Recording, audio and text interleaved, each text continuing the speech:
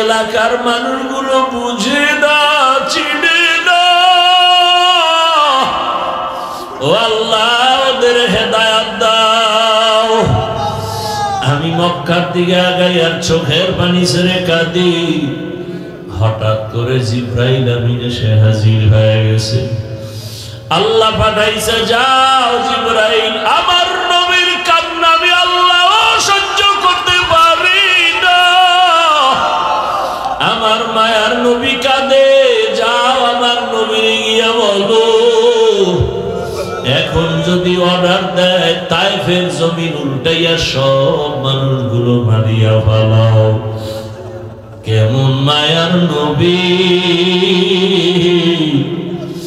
মায়ার নবী বলে, ভাই জিবরাইল,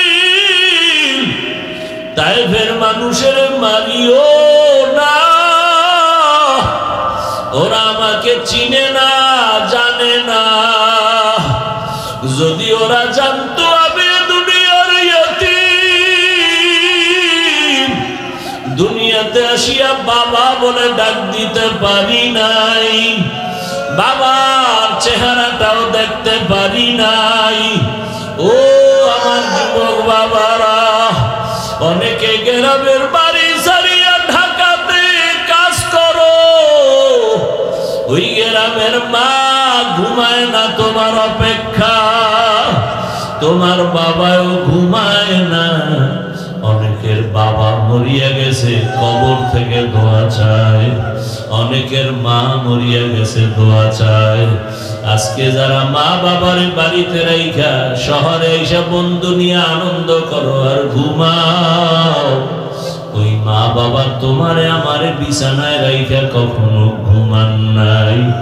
মায়ার নবী কাঁদে, ভাই জিবরাইল, আমি বড় ইয়তীম, 6 বছরে আমি মা হারাইয়া বড় অসহায়, আমার ডানে কেউ নাই, বামে কেউ নাই।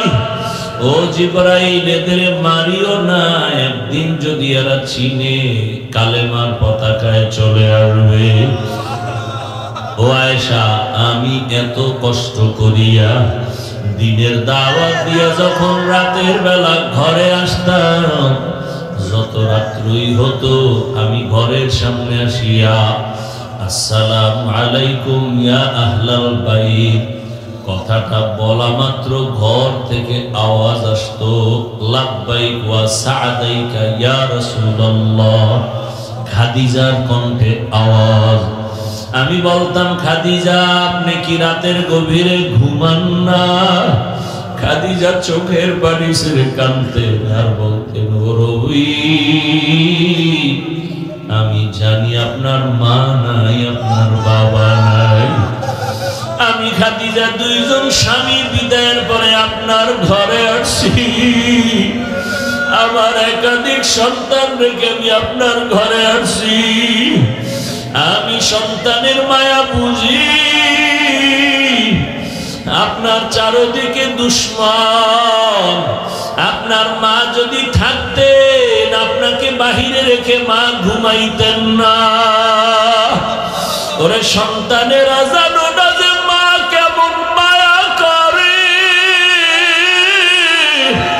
ওরে তুমি মাকে বাড়িতে রাইখে আনন্দ করো, খবর নাও মায়ের চোখে ঘুম নাই। ওরে বাবারে কবরে রাইখে যারা আরামে ঘুমাও, ওই বাবার কবরের কি হালাত। ও সন্তানেরা, বাবা যারা হারাইছো, তুই বোনা চোখের পানি ছেড়ে কাঁদো আর আমার মালিকের দরবারে দোয়া করো। আল্লাহর কাছে চোখের পানি ছেড়ে বাবার জন্য দোয়া করো। ওই মায়ের ঋণ আদায় করা কোনোদিন সম্ভব হবে না। ওই মা তোমার আমার জন্য কত কাঁদলেন, চোখের পানি ছাড়লেন আর কষ্ট করলেন। ওই মা বাবা চোখের পানি আর দোয়া ছাড়াই চেয়ারে বসতে পারি নাই। ওই মা বাবার চোখের পানি আর দোয়া ছাড়া তুমি টাকা পয়সা বাড়ি গাড়ির মালিক হতে পারো নাই। ওই মা বাবারে কবরে রাখিয়া নিষ্ঠুরের মতো কেমনে ঘুমা।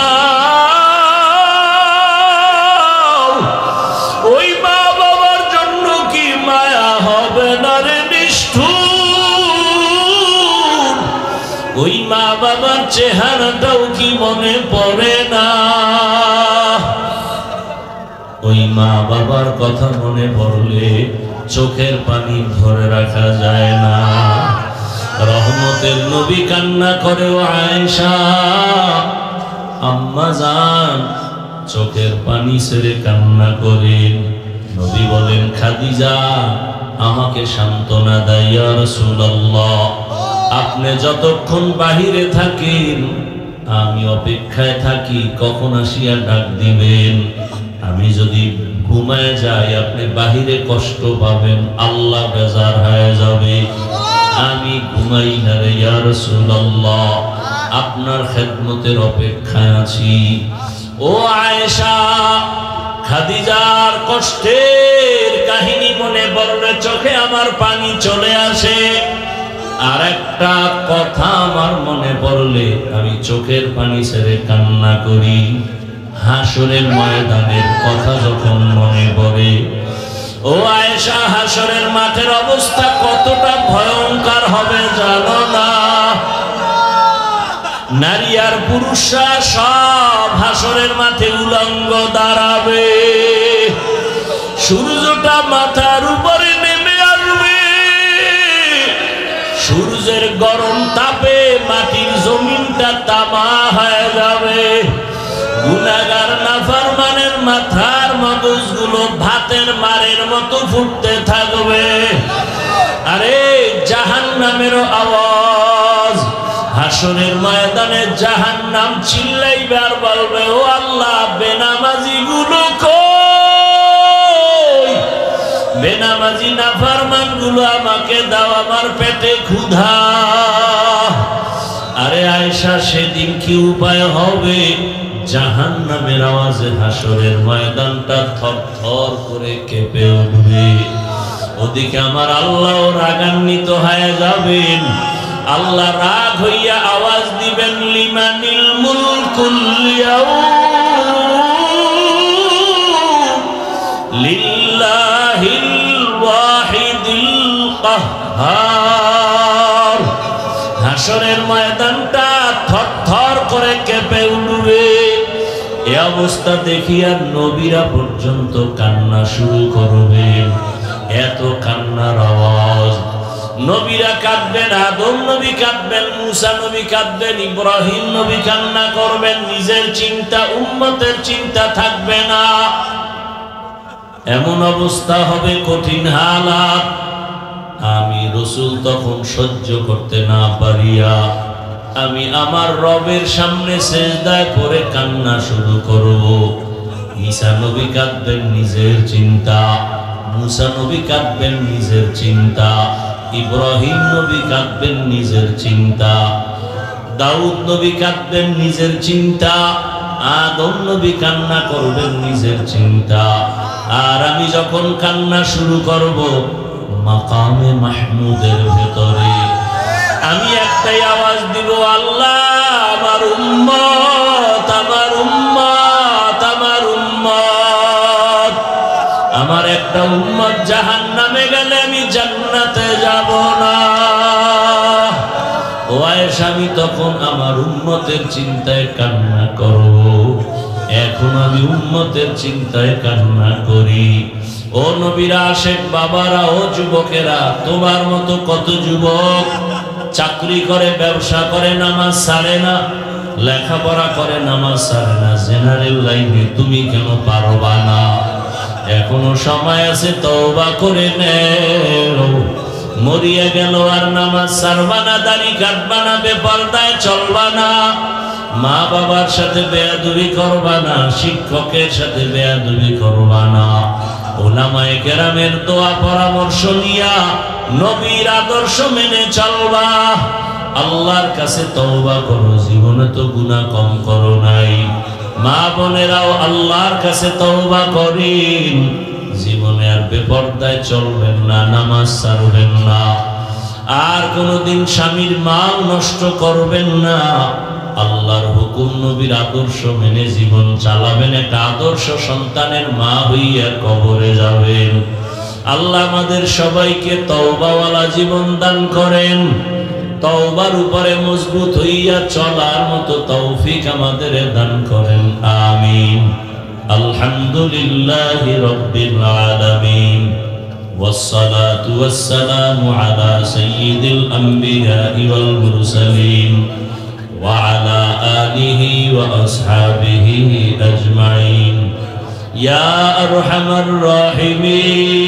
الراحمين يا أرحم الراحمين يا أرحم الراحمين رب ارحمهما كما ربياني صغيرا اللهم إنك عفو كريم تحب العفو فاعف عنا اللهم إنا نسألك رضاك والجنة ونعوذ بك من سخطك والنار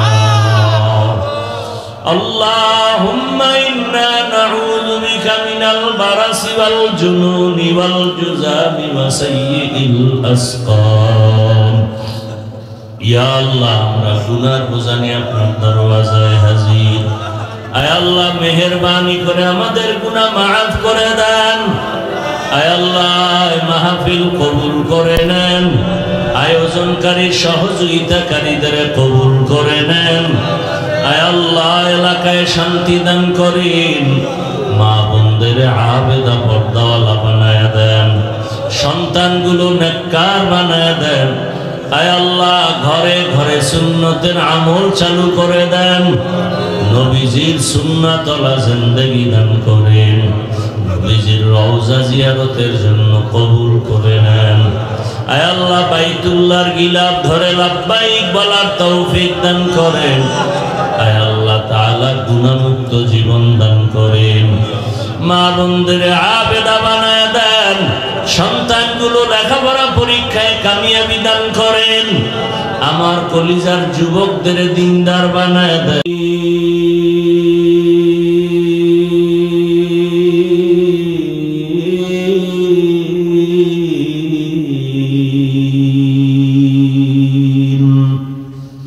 জীবনে মরণে ভাই কি হবে সেই দিন, হে খোদা ধরাতে আসিয়া আজি বড়ই অসহায়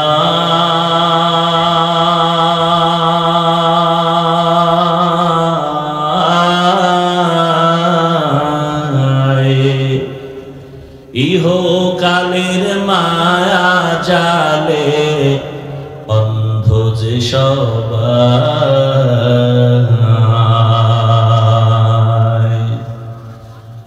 ধরাতে আসিয়া আজি বড়ই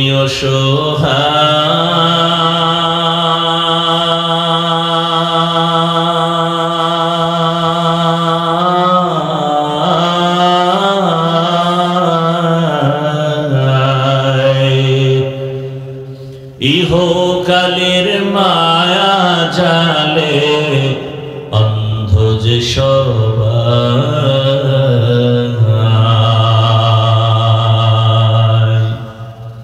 দাও হেদায়াত মুক্তি দাতা দাও হেদায়াত মুক্তি দাতা গফুরুর রহিম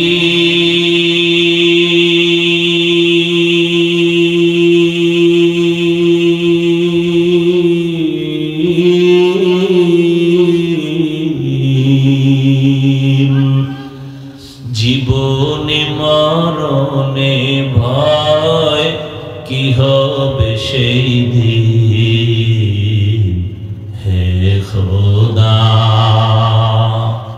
হে খোদা দয়াময় রব্বুল আলামিন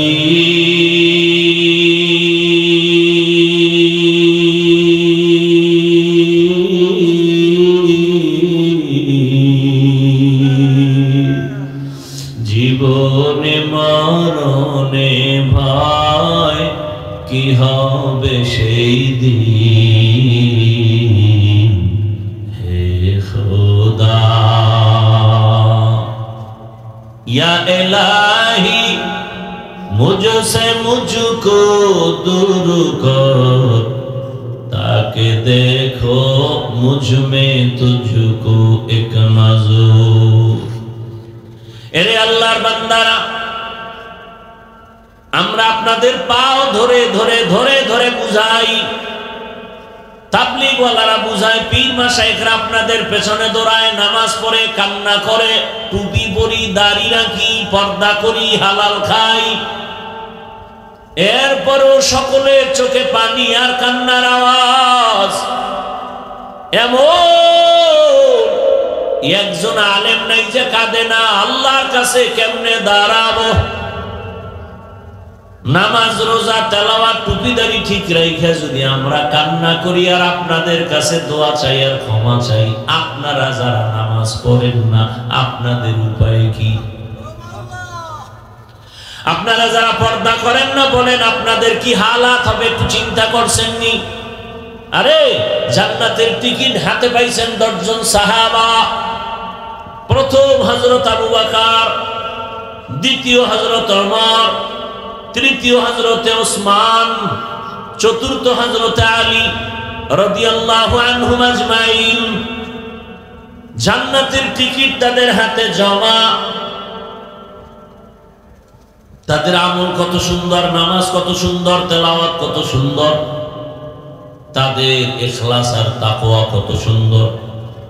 এরপরও সারাটা জীবন কান্না করে কাটাইছেন। আল্লাহর দরবারে কেমনে দাঁড়াইয়া হিসাব দিব? আল্লাহ তো এই কথাই বলছেন, ওয়া আম্মা মান খাফা মাকামা রাব্বিহি ওয়া নাহান নাফসা আনিল হাওয়া ফাইন্নাল জান্নাতা হিয়াল মাওয়া। আমার আদালতে দাঁড়াইয়া হিসাব দেওয়ার ভয়, যে দুনিয়াতে গুনাহ ছাড়বি তোকে বিনা হিসাবে জান্নাত দিব। আরে দুনিয়ার মামলা খাইয়া যদি শুনে আগামী 20 দিন পরে আমার আদালতে হাজিরা, উকিল কয় সাবধান, জানি না রায়টা কোন দিকে হয়। 20 দিন আগের থেকে আপনার আমার ঘুম বন্ধ, টেনশন। মামলায় যদি বিচারক আমার রায়টা উল্টা দেয়, উপায় কি? খানাও নাই, স্ত্রী কয় এমন কেন করো, কয় ভালো লাগে না। আদালতে 20 দিন পরে আমার হাজিরা, ওই চিন্তায় ঘুম নাই, খানা নাই। কিন্তু সকল আদালতের বড় আদালত কিয়ামতের আদালত। কেমন আদালত? আম্মা জান আয়েশা বলতেছে, বলবো? আম্মা জান আয়েশা বলেন, আমি 6 বছর বয়সে আমার সাথে রাসূলের বিবাহ। খেয়াল করিয়েন ও পর্দার আড়ালের আম্মা জানেরা, বোনেরা, কয়দিন আর দুনিয়ায় থাকবেন আর বাহাদুরি করবেন? চোখের সামনে আপনার কত আপনজন চলে গেল। আপনার মতো কত মা এই অত্র এলাকায় আছে, 5 ওয়াক্ত নামাজ পড়ে, পর্দা করে, স্বামীর মাল হেফাজত করে, মোবাইলে সময় নষ্ট করে না, এমন মা নাই? ও আম্মা জান বলেন, আপনি কেন পারবেন না? আল্লাহর আযাবের কি ভয় নাই? সময় থাকলে একটা ঘটনার ইঙ্গিত দিয়া যাব রে মা। আম্মা জান আয়েশা বলেন, রহমতের নবীর সাথে আমার কয় বছরে বিয়া? 6 বছর বয়সে বিবাহ, 9 বছর বয়সে আমি রাসূলের ঘরে গেলাম। আমার বয়স যখন 18, রহমতের নবী তখন দুনিয়া থেকে বিদায় হয়ে গেলেন। আর আমগো দেশে 18 বছরের বোনের তো বিয়াই হয় না। কি 18 বছরে বিয়া হয় না? তো হয় না, বড় এর উপরে আবার আগুন জ্বালায় দিছে, কয় বাল্য বিবাহ হবে না, বাল্য বিবাহ বন্ধ। হয়তো বাল্য বিবাহ চলবে না তো কি চলবে? কয় আকাম চলবে। আকাম আকাম চালাও, বিবাহ চলবে না। আকাম কেমনে করবি? বইয়ের মধ্যে শিখাবো, রেডি থাক। কেমনে আকাম করবি, প্রেম কেমনে করবি, এগুলো শিখাইবে ক্লাসে। কি সুন্দর সিলেবাস। গানের শিক্ষক গান শিখাবে, গান। এজন্য আলাদা মাস্টার রেডি করে স্কুলে দেওয়ার জন্য, প্রাইমারিতে দেওয়ার জন্য পাগল হয়ে গেছে। আমগো শিক্ষানীতির যারা মুরব্বী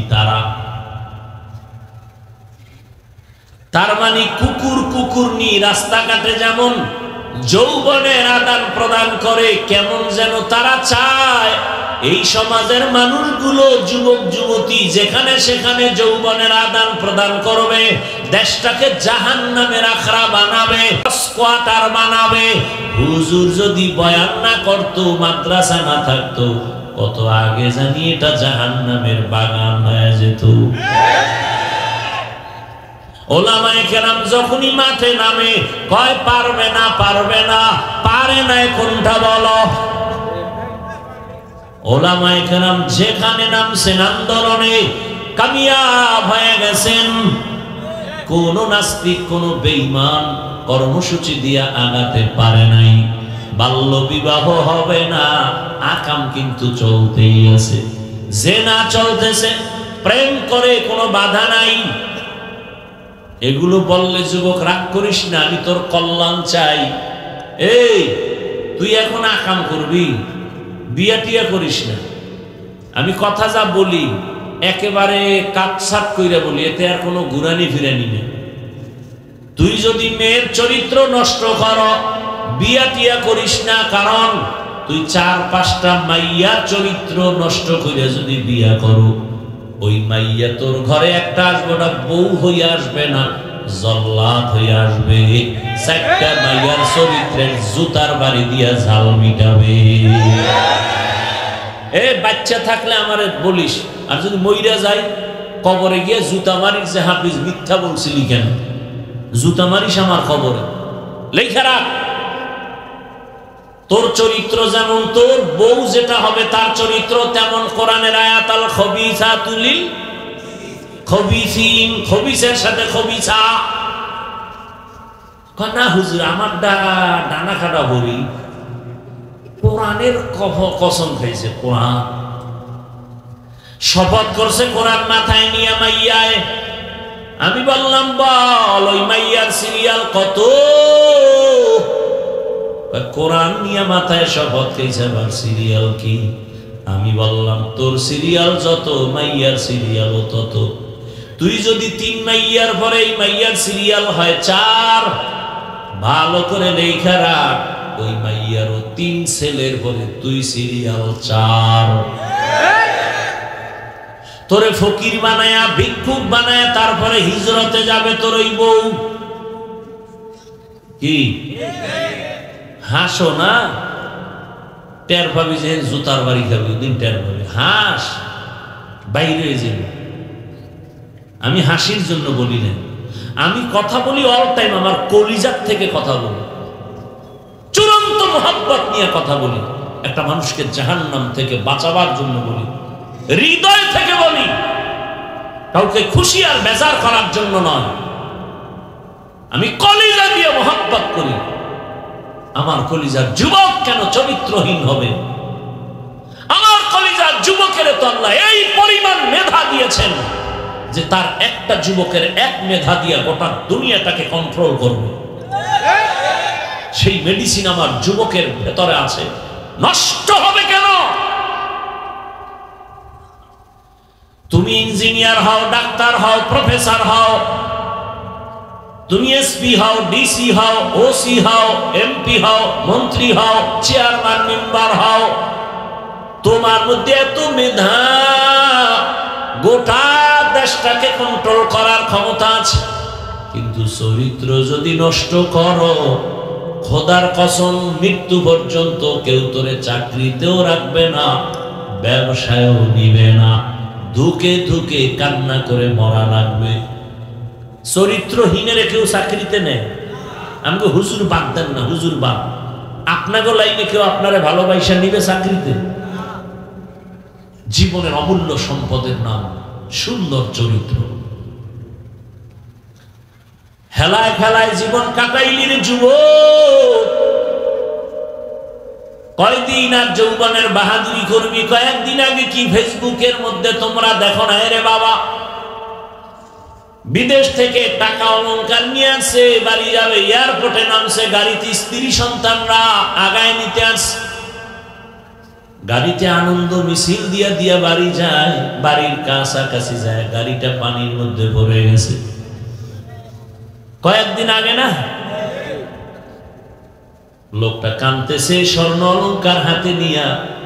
আরে মানুষ বিয়া কইরা খাইয়া না খাইয়া বউ মাইয়া নিয়ে এক জায়গায় থাকলো, একটা আনন্দ আছে।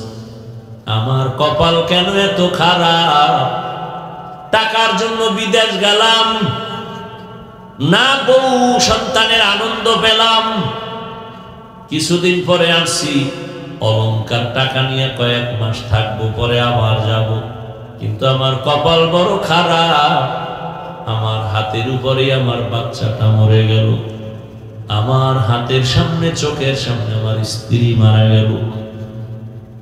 আজকে তুমি সুন্দরভাবে বয়ান শোনো, কালকে এই সময় আল্লাহ মাফ করুন বুঝাবার জন্য বলি, হতে পারো হসপিটালের রোগী, হতে পারো কবরের বাসিন্দা। দুনিয়াটা কিছুই না রে মুমিন, এখনো সময় আছে, তওবা করো। আম্মা জান আয়েশার কথা বলতেছিলাম, 6 বছরে বিবাহ, নবীর ঘরে আসছেন কয় বছরে? 18 বছর বয়সে রাসূল দুনিয়া থেকে চলে গেলেন, নবীর ঘর করলেন আম্মা জান কতদিন? কি মাত্র 9 বছর। এই 9 বছরে আম্মা জান নবীর দোয়া পাইয়া কতটুকু আগায় গেছেন। দুনিয়াতে যত তাফসীর করনেওয়ালা, কোরআনের প্রথম তাফসীর করনেওয়ালা আম্মা জান আয়েশা। আম্মা জান আয়েশা বলেন, আমি 2000-এর উপরে হাদিসের হাফেজা হয়ে গেছি। আপনারা কয়টা পারেন? আম্মা জানরা কয়টা পারেন? হ্যাঁ, জিন্দেগি মে বন্দেগি তু করনা হে, জিন্দেগি বে बंदगी शर्मिंदा है, जिंदगी बे बंदगी शर्मिंदा है। दुनिया में हो दुनिया का तलबगार ना हो, बाजार से गुजार हो खरीदार ना हो। ये दुनिया एक मिसले कागज फूल है, ये दुनिया एक मिसले कागज फूल है। जिंदगी में बंदगी तू करना है, जिंदगी बे बंदगी शर्मिंदा है, जिंदगी बे बंदगी शर्मिंदा है। এরে আমার যুবক বাবারা, বৃদ্ধ বাবাজিরা, পর্দার আড়ালের মা বোনেরা, আম্মা জান বলে, আমি মাঝে মাঝে তাকায় দেখি আমার হুজরায় বসে রহমতের নবী গুন গুন করে কান্না করেন। আমি ভয় পাইতাম, রহমতের নবী কেন আমার রুমে কান্না করেন? না জানি আমার থেকে কোনো বেয়াদবি হয়ে গেল। একদিন আম্মা জান গিয়া নবীর পাশে গিয়া আস্তে করে বললেন, ইয়া রাসূলুল্লাহ, আপনি আমার রুমে কাঁদেন কেন? প্রায় সময় দেখি কাঁদেন। বলবো